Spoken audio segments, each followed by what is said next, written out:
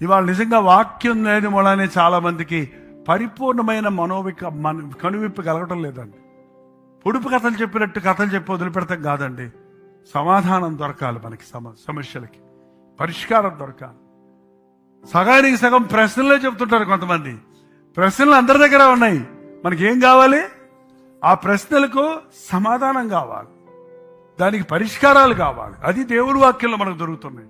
ఉపదేశించుటకు, ఖండించుటకు, ఖచ్చితంగా ఖండించడం అంటే ఖండించడం, నో చెప్పాల్సిందే, తప్పదు. నో, కుదరదు, ఇది నో కాంప్రమైజ్. ఖండించుటకు, తప్పు దిద్దుటకు. మనుషులకు తిక్కబుట్టేది ఎప్పుడంటే తప్పు దిద్దినప్పుడు. దిద్దుకోకుండా ఎలా బతుకుతామండి? భార్య భర్తను తప్పు దిద్దొచ్చా, దిద్దకూడదా? టీచర్లా దిద్దకండి, పోలీస్ ఆఫీసర్లా చెప్పకండి.